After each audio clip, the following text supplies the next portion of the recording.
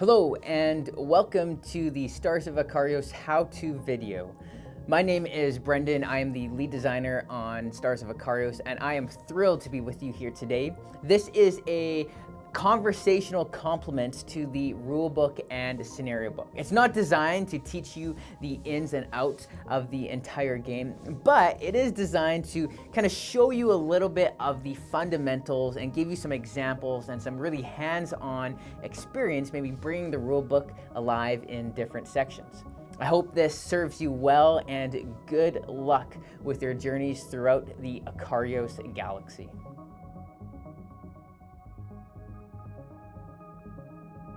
In Stars of Akarios, you and your fellow cadets are close to completing your Akarios Institute pilot training when an unknown enemy attacks your home planet of Medelia. You must fight back with the war hero Captain Soma and her ship, the Sparrow. Throughout Stars of Akarios, you will fight in epic space battles, upgrade your ship, and explore the fringes of space. Stars of Akarios is a narrative-driven, cooperative campaign for 1 to 4 players set in the Akarios galaxy. A typical session of play will start as players interact with the galaxy map and scout their next scenario as part of space exploration. The scenario may result in space combat, world exploration, or discovering more about the galaxy.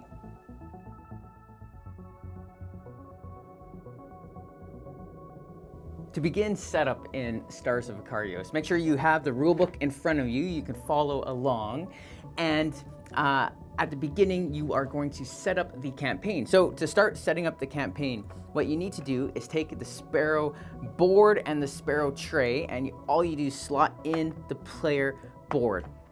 You'll take a black cube, mark slot 5 of the middle supply track in the white column.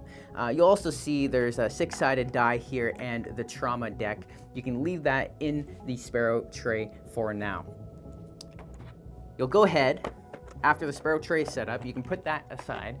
You can grab the squad progression sheet.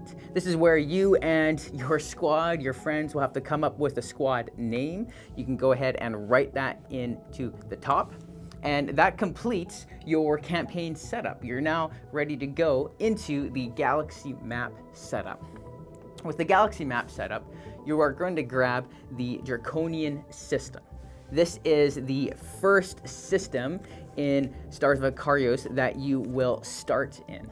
And it's simple enough to start the setup. You'll grab the Start Here card, clearly labeled on the back of the Galaxy card. You'll flip it face over, and you'll grab your Sparrow miniature and stand and place it onto the Galaxy map. Now note that the galaxy is built out starting from 1.1 in the bottom left corner, and as it goes to the right, it goes 2.1, 3.1. You'll notice that the galaxy will continue to get built, and you will be able to discover the galaxy as you play. So that takes care of the galaxy map setup.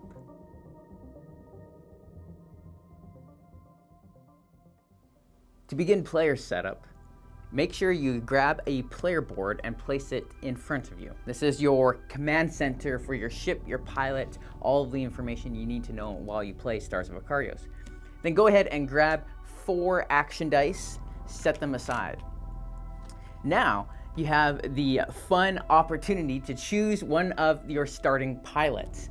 You'll notice your 4 starting pilots are Starla, Enver, Guardian, or Violet Ray. I chose Starla for my first session, so I'm going to go ahead and choose my Starla character, place her in front of me. And now I do a couple things once I've chosen her. I'll go ahead and take the Starla progression sheet.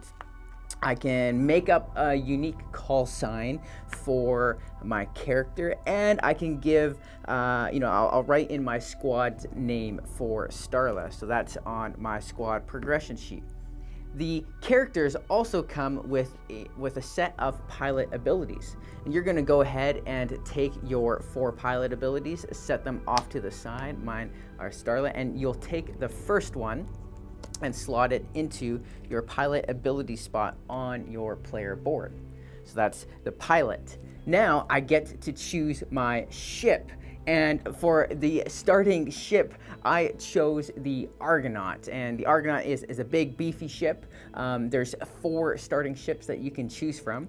And I'm going to go ahead and choose my Argonaut. Similar to the pilot, they come with their own set of abilities, although I don't put the first one into my player board quite yet. And I'll go ahead and finally take the 2 mats. I have my pilot mat and I have my ship mat. So I'll take the pilot mat and I'll slot it into the pilot section on my player board, and the ship mat into the ship section.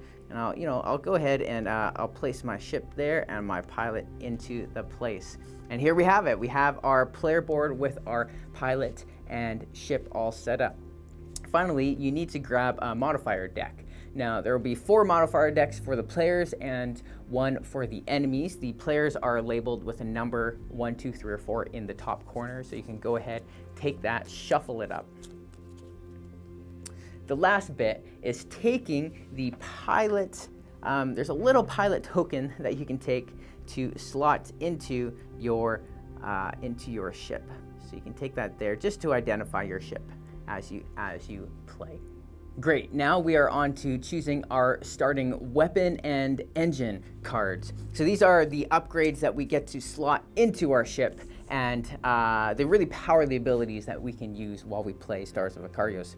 So there's 4 engine and 4 weapon upgrades that we get to choose from to start. For the weapon upgrades, there's EMP Blast, Burst Fire, Long Shot, or Proton Blast. And for the engine, there's Bank, Barrel Roll, Flank, and Burn and Flip. Now, each ship has a unique class, and these ship classes are marked on the back of the ship board. And so you can see the Argonaut is Assault and Heavy.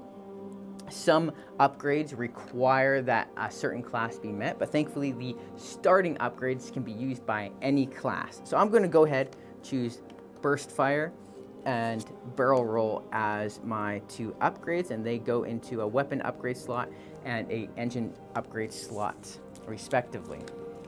Now I have it. I have my player board set up with my ship and my pilot and my weapon upgrade, engine upgrade, and my pilot ability. The last thing I need to do is go ahead and mark my starting values. So my hull, shield, and stress values. These are very important as we play the game. You'll notice your starting values are on the back of your ship tile.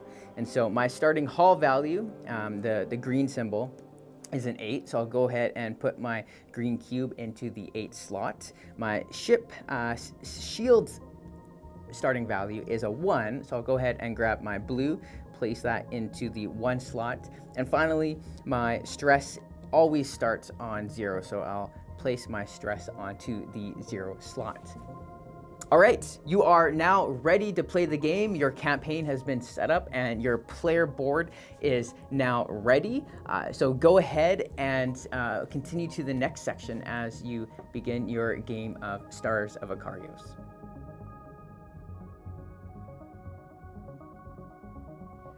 To set up space combat, you begin with your player board. And if you haven't already, mark your starting hull and shield values based off of the back of your ship tile and any special benefits you may have. And mark your stress as 0. After that, you're going to want to fill in the supply cube slots on all of your upgrades and abilities. And that is listed on each of the cards. And so you'll notice Burst Fire has supply 2. And so I'll put a black cube there, Barrel Roll 3, cube there, and Self-Sacrifice has supply 2, and so the cube there. I have my 4 action dice, good to go. Lastly, I'll take my modifier deck, and if I have any bolster boost bonuses from the squad progression sheet, which you'll find out more about later, I would shuffle those into my modifier deck, and I am set on my player board. going from there for space combat, you are going to refer to the scenario book. It has your setup map, and the setup map includes everything you need to know about setting up for a space combat in Stars of Akarios.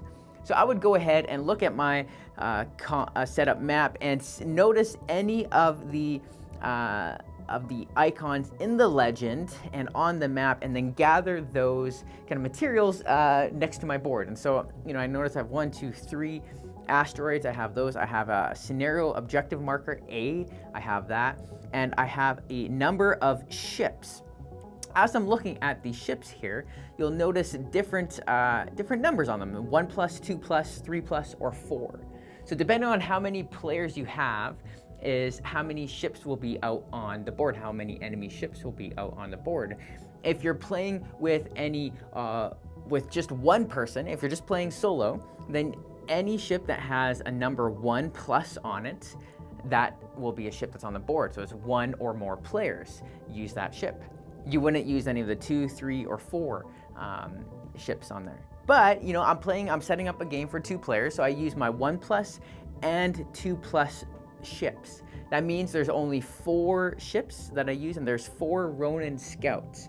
And so I would gather the 4 Ronin scouts, 4 different Ronin scout punch-outs. It doesn't matter the number listed on the Ronin scouts. And so I'm gathering these onto the board, and I think I have all of the elements I need to actually set up my board.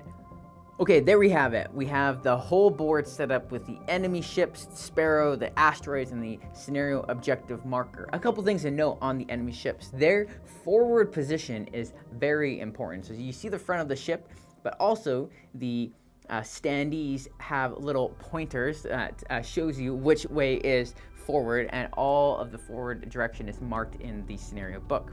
Lastly, I would take my my pilot's ship, and I would place it in any of the green areas, green hexes listed on the scenario setup map. I can rotate them in any direction. We know that in scenario 1, our unique objective marker A represents a satellite which we're trying to protect. And it has 10 hull per pilot, so it's 20 hull, which we have marked off here with this extra player board. And I'm set. The board is set up. Now I need to complete the enemy setup, and I do that by grabbing the corresponding enemy card for each of the enemy ships on the board. So I have 4 enemy ships, and I have enemy Ronin scouts number 1, 4, 5, and 6. And you'll notice here I have enemy scouts, Ronin scouts 1, 4, 5, 6. They're already labeled. These correspond to each of the characters on the board, each of the enemy ships on the board. And they each have their own enemy board, which tracks their hull, their shield, and any status effects that apply throughout the game. So they're all 6 hull and 0 shield, so they are set up properly. Now, if you'll notice any yellow ships on the board, if you're playing 3 or more players for the opening scenario, you'll notice that there is a yellow Ronin scout. Do 2 things. 1, you can use the black base for the standee. And then the second thing is you'll flip over the enemy card from the red side, which is the regular enemy, to the yellow, which is the elite enemy, which typically has higher hull shield values and typically a stronger attack. But because I'm playing 2 players, I don't need to worry about that in this particular scenario. I have all of that ready. I have my special Sparrow ready. And now the last thing I need to do is grab my round tracker and place it into the Sparrow tray on slot 1 in the top track. That's the round track. And certain events are triggered depending on the round of gameplay it's in. Oh, lastly, I forgot. I'll grab the enemy combat deck for the enemy type that is out there. So each enemy type, Ronin Scout, Ronin Frigate, they have their own kind of set of cards, and this is their AI cards, which we'll learn more about. So I'll grab these and I'll shuffle them and I'll place them next to the enemy boards. And then I'll grab the enemy modifier deck. I'll shuffle that. All enemies, regardless of their type, use the same modifier deck. Place that next to the enemies over there.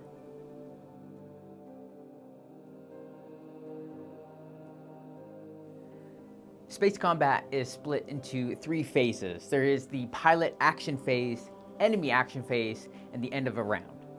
The 4 steps of the pilot action phase are increasing your shield by 1, rolling your action dice, assigning action dice to perform the actions, and updating your combat effects. You begin by increasing your shield by 1, and you can never increase your shield more than your ship's starting shield value. All of our ships are equipped with regenerating shields, and this is just for the player boards. The enemies don't get this benefit. So if you've taken some damage, make sure you increase your ship's shield by 1 up to their starting value.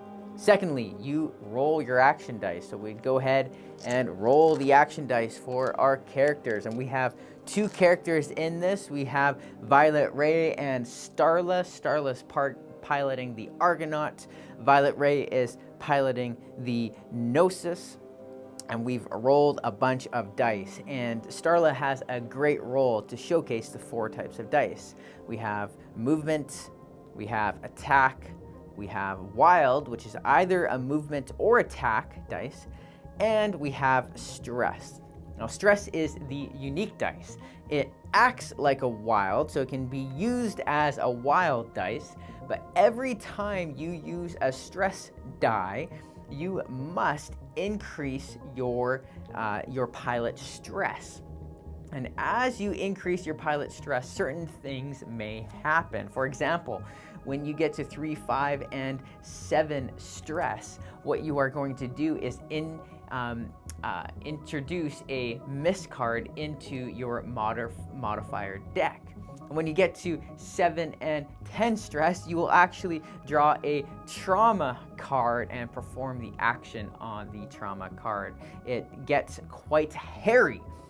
Okay, so now that our characters have rolled their action dice, why don't we go ahead and perform an action? Looking at Starla, all of my available actions are on the player board here. You can see I have a bunch of basic actions in this corner, and these are very important. We have, let me just put this into the center. So for basic actions, we have our rotate, we have repair, which repairs our hull by 2. It reduces our stress by 2, and it actually lets us resupply. So that's our repair and resupply action. We have 2 different movements, and we have an attack. And then we have the different abilities we have on the player boards. We have burst fire, barrel roll, and self-sacrifice as different actions. So let's just go ahead and do a basic movement action. This is very important. It's really simple to perform an action in Stars of Akarios. You take a die and you slot it into one of the available slots. You'll see on the basic action dice, there's slots that are separated. And this is very important because separated slots mean that you can perform the action more than once. So for example, I could go ahead and perform this action once and twice, and this is a wild, so it counts as a move or an attack. You'll notice on the burst fire, the burst fire is not actually separated, it's connected with a plus, which means I can perform the action only once, but if I use two dice to perform the action, then I get the benefits listed above the rightmost die. Just a little note on the burst fire, you'll see that it has the attack or the move symbol. This is a wild dice, which means you do not need to use a wild dice for it, but it can use a movement, attack, wild, or stress. Because remember, stress can act as a move or attack die. Okay, so I have my 4 dice. Let me put this back. have my 4 dice, and Starlet is going to perform a basic action, a basic maneuver. I'm going to use one of my move dice to do my basic movement number 1. And what this is, it's a movement up and to the left. You'll notice that there is a starting position and an ending position on all movements, or a majority of movements. You have to pay careful attention to where you are starting and where you are ending, and the direction. Direction plays a big role in Stars of Akarios, and so you need to be paying careful attention to the direction of your ship. So I'm going to go ahead and use my basic movement action. Okay, I'm going to go up and to the left. Fantastic. Now, I could have done a couple other things. I could have tried to do an attack or done an ability, but those are the 3 general things I can do. I can move, I can attack, or I can use an ability. So I moved, and I am kind of close to this enemy Ronin scout, the number 1, this enemy Ronin scout here. So as I am looking at the different actions, I could do a few things. I have burst fire, and you'll notice with burst fire that there are these hexes with kind of explosion symbols. This means this is my firing radius, my firing arc. And it's very important that you pay attention to this, because you can only attack enemy ships that are within the firing arc. And the burst fire, actually, it does target the Ronin scout, because you'll notice it does 2 ahead, and then it does this kind of, shotgun-like pattern. This doesn't mean that I attack every ship in this area. Let's imagine there's, 3 other ships here. I wouldn't attack all of them. I would just attack the ones that I choose, and, going off of that, there's a few different numbers and symbols that we have to pay attention to on weapon upgrades and weapon on attack actions. We have our big number in the upside down triangle. That is your damage, just how much damage you're going to deal to an enemy. We have the smaller number in a circle, and it's kind of up and to the right. That is the number of targets that you can attack with your action. So the burst fire could actually attack 2 targets, but you notice there's only 1 target available to attack. And then on some cards, and I'm just going to go ahead and pull Violet Ray's EMP Blast, there is a number in kind of a square on the bottom right. This is the range of an attack. So you'll notice that there is no firing arc for the EMP Blast, right? There's no hexes with explosions in them. And so you would look at the firing arc, and you would count that many hexes away from your ship, and you'd be able to target any enemy ship in that range. And maybe multiple enemy ships. It depends on your upgrade.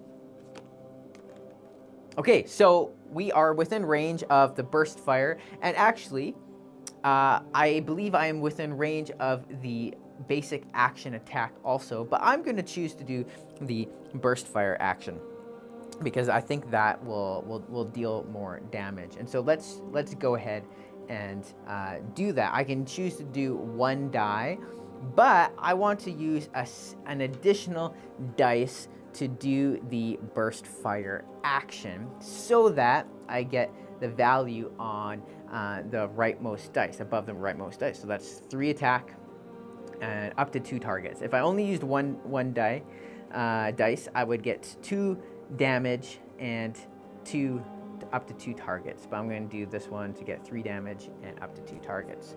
So it's as simple as choosing the target. I'm going to choose number 1. I'm attacking with burst fire. I am going to lower burst fire supply from 2 to 1. So, I can only use it 1 more time before it's out of ammo. And then I get to flip over a modifier card. And that modifier card is going to change the damage value I do to the enemy. So I'm going to go ahead and flip my modifier card. And it's +1. Great. So 3 + 1 = 4. I deal 4 damage to Ronin Scout number 1.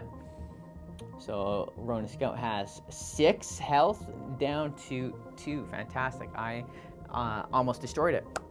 And you know, I have another action, or another dice that I haven't used. It's a stress die. And like I said, I could use a stress dice anywhere. It acts as a wild. And so I'm going to go ahead and use it as a basic action, as a basic attack. And so I can deal 1 damage. I can target Ronin Scout number 1. And again, I go ahead and flip my modifier card. Oh, look at that. Fantastic. I deal 2 damage, right? 1 plus 1 for the modifier card gets me 2 damage. So Ronin Scout is 0 hull. Now I have destroyed that Ronin Scout, and so it is removed from the board. No longer have to deal with it. So during this time, while I was, attacking the Ronin Scout, Violet Ray and the Gnosis could have been flying around and doing kind of whatever action that they would want to do on their turn. They could have just been doing anything, and as long as we're not interacting with the same hex or same enemy, they can act at the same time, which is fantastic. It lets players kind of coordinate in some ways and perform really neat combos. So I'm going to go ahead with Violet Ray. I'm going to do a basic. Let me just see here. Yeah, I'm going to do a big move. So the big move here, I can go 3 up. So 1, 2, 3.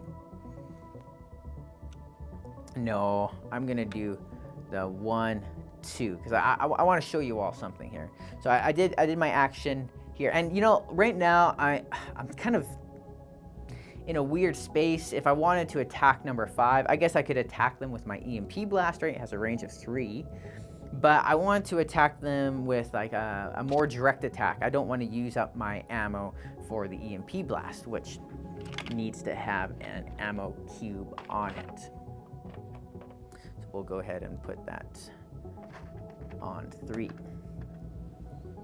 So I'm gonna go and perform a basic rotate action.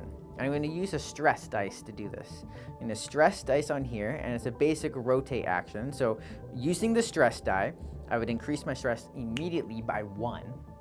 And performing this action, I can rotate up to 2 hexes. I can rotate up to 2 hexes. Can't do a full 180, but you can rotate up to 2 hexes. And so I'm going to just rotate up to 1. So now I am directly kind of behind enemy ship number 5, and I'm going to perform my basic attack with both my dice, because there's the plus symbol, because it's an action that's joined, and so I get to do 2 damage on my attack. But here's the important thing. I am actually behind the enemy. And as I was mentioning before, positioning is very important in Stars of Akarios. And so I am directly behind the enemy. Well, not directly behind, but how we determine whether or not you're behind is from the kind of back 3 hexes of the enemy ship. You draw out a line, and if you're anywhere in this range, you are behind the enemy, and your attack becomes advantage. Now, this is an important concept. When your attack is advantage, you get to draw 2 modifier cards and choose the better of the 2 for your attack. And so I'm going to go ahead and draw 2, 1, 2. So I drew a 0, which wouldn't affect my 2 damage at all. But I also drew a times 2 card, and so that times 2 card would multiply my attack by my attack of 2 times 2, and this is enemy number 5. So I would deal 4 damage to it. Perfect. I almost killed it. I did pretty well. And it's a times 2 card with this little symbol on the corner, and that's a shuffle symbol. So I'm going to go ahead and shuffle my modifier deck. Starlet doesn't shuffle their modifier deck because they did not draw a card with that symbol. So those are the actions for both Violet Ray and for Starlet. If I had any combat effects, which, you know, stealth, stun, slow, hull breach, any combat effects that applied right now, I would update them, but I do not, and it is the end of the pilot action phase.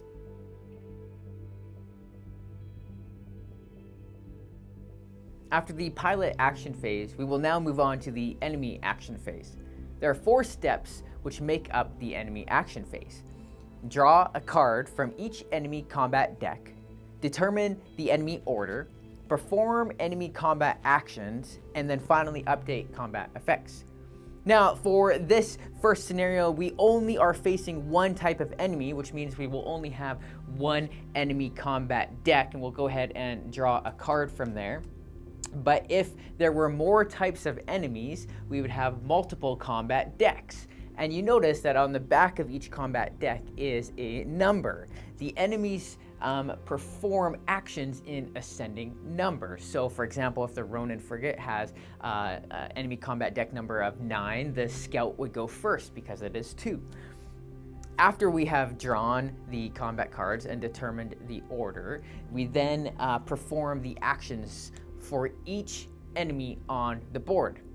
Now, the elite enemies will perform their actions first in ascending order of their unit number, followed by the regular enemies in ascending order again.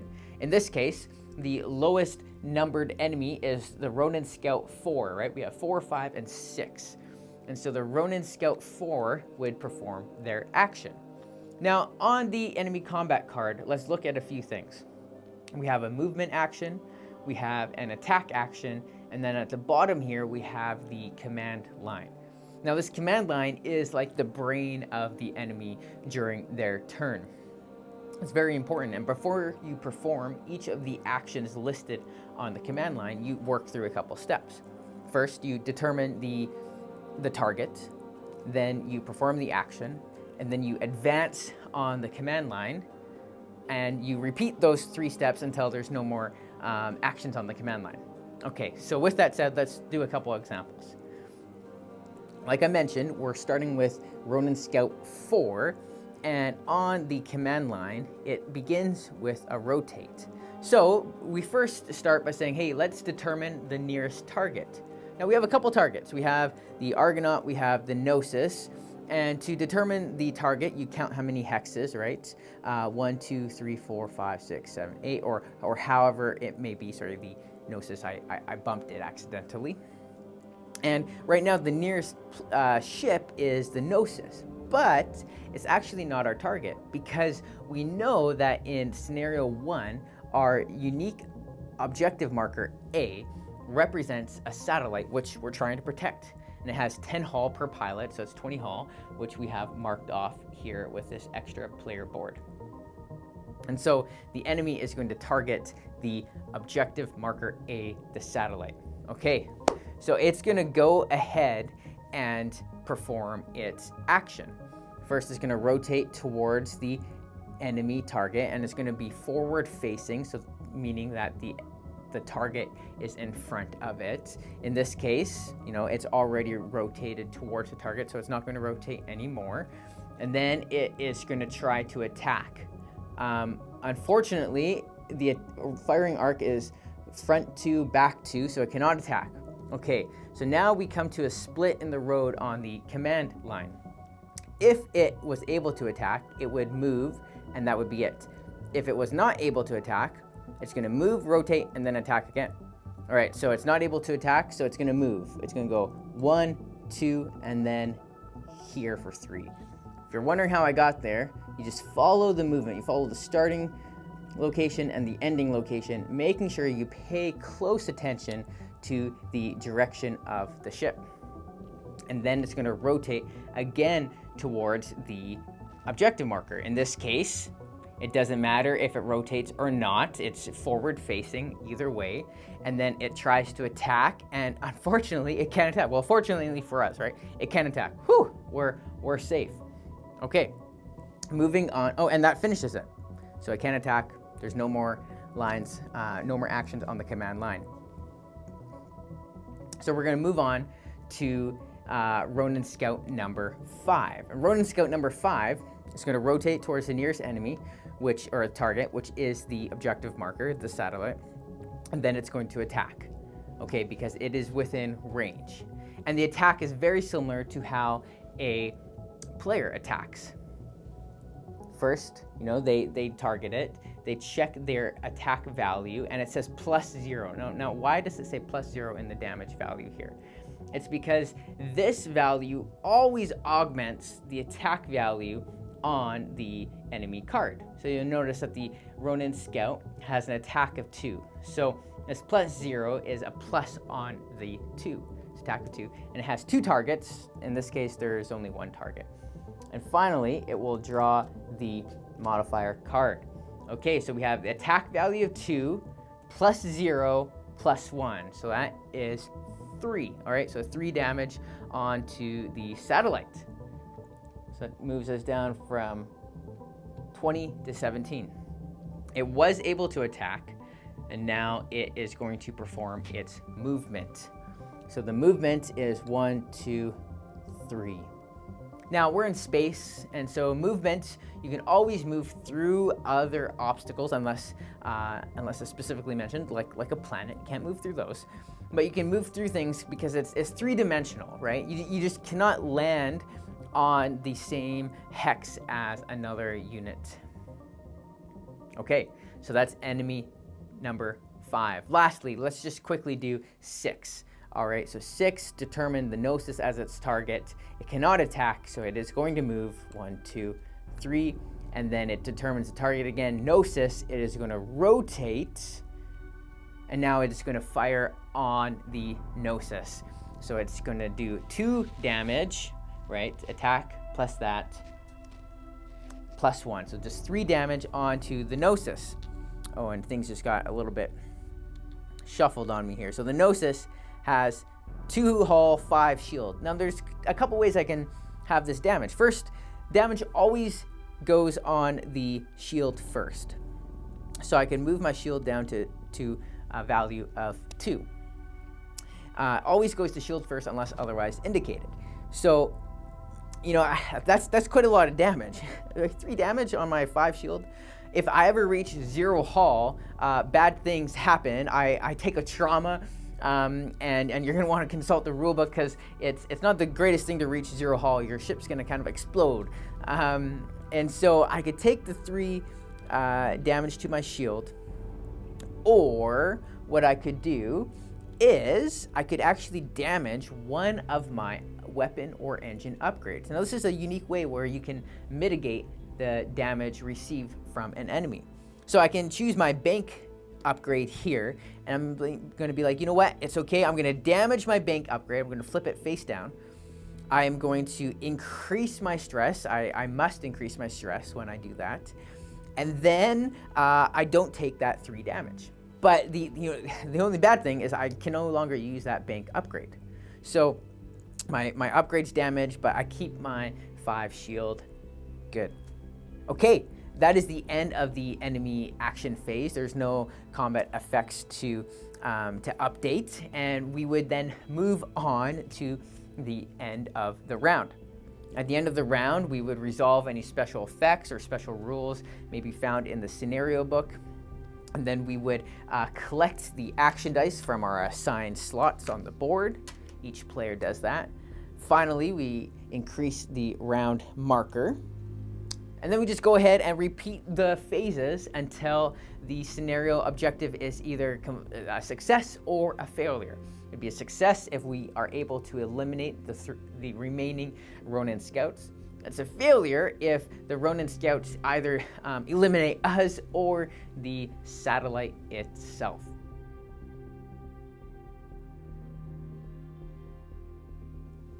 So the scenario is finished, and we were able to eliminate all of the enemies before they got rid of our satellite. Fantastic news. What we're going to do right away is we're going to reset our stress tracks to 0, and we're going to flip face up any damaged weapon or engine cards. Then we're going to remove any of those stress modifier or bolster boost cards that may be in our modifier deck from the mission. And we get to read the success or the failure portion in the scenario book. In this case, I succeeded, so I would get to read the success bit, which is fantastic. And my favorite part of the success section is the reward. And in this reward, it will list a bunch of rewards that each player will receive. So for example, in mission number 1, the reward is 5 credits, and then choose one tech upgrade from cards 1 to 6. So the 5 credits, we go ahead and we take our player progression sheet and we write, we keep track of our credits in the notes, or you can keep track of credits. Maybe you got the Akarios journal, you can do that there as well. And then we would look in the box for a tech upgrade, 01 to 06, and equip that immediately onto our player board. It's fantastic. There are a lot of different types of rewards that you can receive, and they are all tracked through your progression sheets or squad progression sheet, your player or your squad progression sheets. And then finally, it tells us to go to the conclusion. And there's a conclusion section followed by a choice. And the choice, well, it's just that. It's a choice that you players will have to decide as a group together.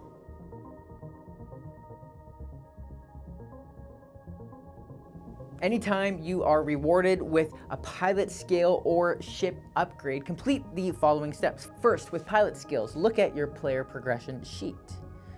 At the bottom, you'll have different areas where you can spend your pilot skill points. And so I can go ahead and spend my pilot skill points at the bottom here. And each of these, you'll notice, is broken into 2. Each of these hexes is broken into 2. So whenever I complete a pilot skill point, I would get to fill in one side of the hex.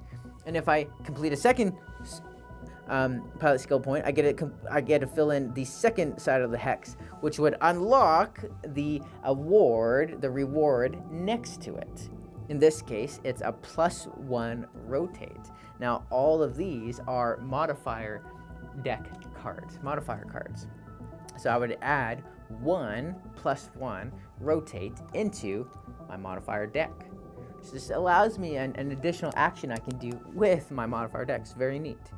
Now, a couple notes with the pilot skill points here. You do not have to complete a whole section before completing a different section, like a whole skill tree before completing a different tree. When there is an arrow saying go one direction or the other, you have to choose. You cannot do both. For a ship upgrade point, it's similar, except it's just above it, right? You have your ship name. I have my Argonaut, and I can level up my ship. So I would fill in the hex. These ones are not broken into 2. And when I fill in my first hex, I get my level 1 ship ability. So for my Argonaut, that's great. I get to introduce my polarized armor into my level 1 skill ability there.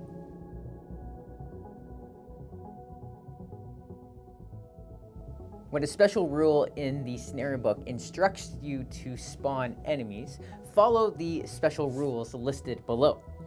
Whenever you spawn an enemy, make sure to only spawn the enemies that correspond to the number of players that are playing the game, the number of pilots that are playing the game. And so you'll notice that we have a typical spawning format. We'll have a number followed by a pilot icon, and then the number of enemies that are told to be placed on the table.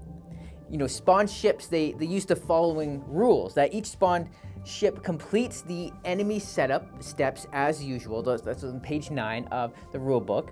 And if there are no available ships or enemy boards, the ship does not spawn. So if all of the enemy boards are already filled up, there is no more spawned ships. Spawn ships do not act the round that they are spawned on, and they always start facing their nearest target. So they'll rotate started facing their nearest target. So these are some of these simple rules to get your head around spawning, and make sure to pay close attention to the round tracker, as that tends to dictate when enemies spawn. Good luck.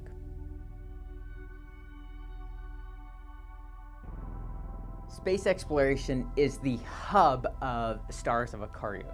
It is where you will start most missions by scouting different regions, exploring different sectors of space, and it's really where the mystery of Akarios unravels.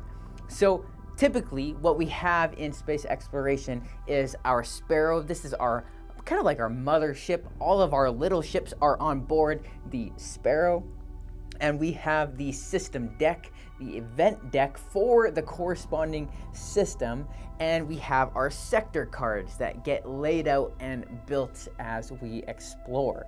And so we begin at the end of scenario 5 on sector D 2.1, which is right here. Now, as a Sparrow, I have we collectively have a couple different choices of actions we could do. We can explore and move, we can scout, we can dock, we can do a basic movement, or we can activate a jump point. And that jump point is kind of like a spoiler for a future part of the game. Okay, so the first, explore and move. This is our basic action. And anytime we see a black box with numbers and an arrow, this indicates our explore and move action. Before performing any action on the Sparrow, I must reduce the Sparrow's supply by 1. And so I'm going to reduce the supply from 4 to 3, and I'm going to explore kind of like up north, this 2.2. So I would go ahead and I would look for sector card 2.2, and I place it face up, and then move my Sparrow there. Okay, great. Now, a couple things. You'll note that there is an exclamation mark on the bottom left of this card. That means as soon as I have entered that section, I draw a event card from that deck in random. I read it through and I make my choice, and I see what the result of that choice is, good or bad. Okay, once that is finished, we can perform another action, and you'll notice that there is a kind of like this icon, and that is the scout icon action, and it says 006. It's the background is blue, and the only thing that the blue indicates is that it's a side objective, and it typically won't have any prerequisites. Some of these objectives, specifically the ones with a black background, will have a prerequisite. So the blue background 006, I am going to perform the scout action. So I'll reduce my my supply of the Sparrow by 2, and I'll go ahead and scout by looking up 006, scenario 006 in the scenario book. Okay, here we go, and I would go ahead, check out the requirements, see if I have it, and then I'd read it, and I would get the reward or do the mission, maybe do the world exploration or the space combat, whatever it says to do. That's what I would do. Okay, so I finished that. As a team, I guess we could also do a basic move. And a basic move is, again, you have to reduce your supply by 1. You can choose any previously explored sector, so any sector that is face up and explored, and you can move the Sparrow to it. All right, that is the majority of the actions you can do. There's also the dock action, which plays out similarly to the scout action, where you find the corresponding scenario, but at the dock action, you can purchase various goods from the market.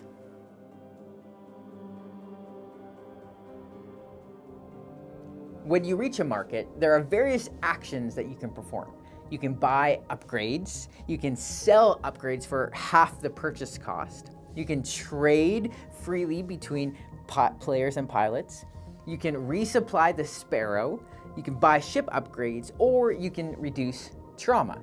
So all of these actions are actually listed in the scenario book. And when I mean listed, is that it tells you which upgrades that you can purchase. So for example, in the Girark market, You can purchase engine upgrades 0, 1 to 10, tech upgrades 1 to 13, and it tells you that resupplying the Sparrow is 1 credit per pilot to resupply 1. So if you're playing with 2 people, it costs 2 credits to resupply the Sparrow 1. And remember, your Sparrow needs supply in order to go on space exploration actions. You can also do a few other things. You can reduce your trauma, and at the Girark market, you can pay 20 credits to reduce your trauma by 1. You can also purchase a ship upgrade. These ship upgrades are kind of like a boost to your ship points, and it is 50 credits. And that is kind of the majority of actions you can perform. You can also choose to sell goods for half the purchase cost rounded down.